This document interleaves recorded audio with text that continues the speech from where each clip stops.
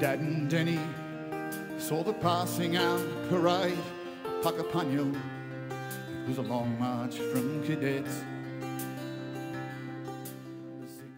I can actually remember as a teenager thinking I would give anything to be on stage and to be able to sing that song. When I was at high school back in the 80s, I saw I think it was the Stop the Drop concert at the Myer Music Bowl, and Red Gum were playing.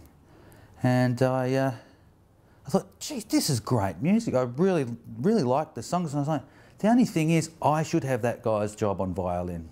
Playing for the Australian troops in Timor was very special because of I was only 19, they have a special relationship with that song, and so in a sense a special relationship with us. I think the Vagabond crew for me is kind of like a vehicle for decent Australian songs that, you know, say something sensible, songs that I hope are going to be around in some way in, you know, 50 or 60 years' time. You know, songs that people can look back at and say, you know, these were songs of substance. These songs actually said something about Australia, about Australians, about who we are, about how we live, about where we come from and where we're going.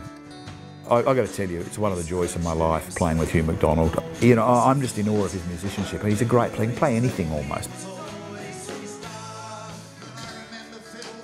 This country deserves a culture of its own, and John is an iconic singer-songwriter that represents the Australian culture historically and in the present.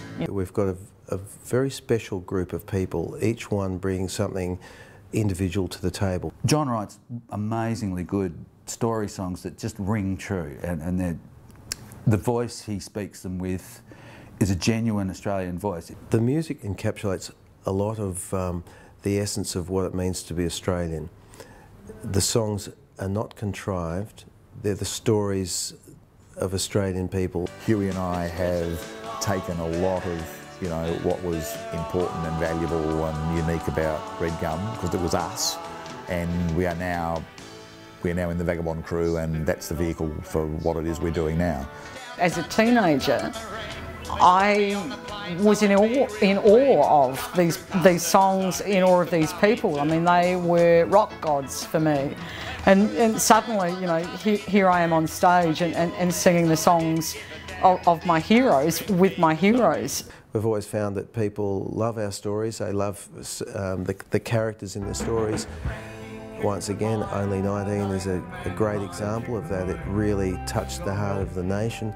Diamantina Drover, people love the sense of our bush heritage. And also we do some Henry Lawson poems set to music because we have a love of Australian literature and Australian music. We like to keep that bubbling along.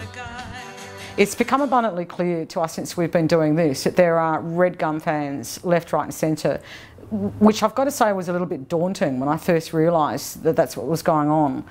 But it's a bit like having, you know, the songs that you did a long time ago, and then there's new life. There are different people, there's new life that's breathed into those songs, there's new arrangements, and it actually reaches a different group of people. Red Gum was a great band, and you know, Mick and Hughie and Verity, I mean, they're great musicians and great artists, and it was a pleasure and a privilege to play with them. We did gigs recently for the people in Victoria who've just gone through the worst bushfires that state has ever seen. You know, some of these people are never going to recover. The stuff that we're doing is incredibly important for them. You know, we've done some gigs over there. You can actually see the difference between people coming in with no hope in their eyes, and then the band plays and you get suddenly a little glint of, wow, you know, this is music, I'm having a good time. These are our stories, and it's just nice to be able to tell them. I want us to go to the smallest town that's got a population of 50 and have them all turn up and have a bloody big barbecue and just, you know, relax and have a good time. And then I also want to be playing, like we've done before at the MCG on Anzac Day, to 85,000 people who are all singing, waltzing Matilda together while the veterans have been driven around their cars, you know.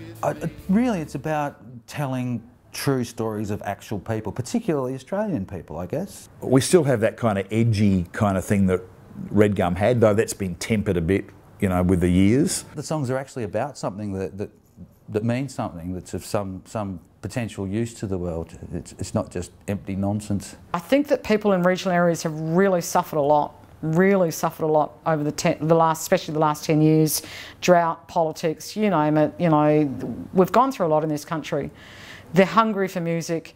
They're hungry for meaningful stuff. They want to have a good time as well, and we can do that, you know, and we do that.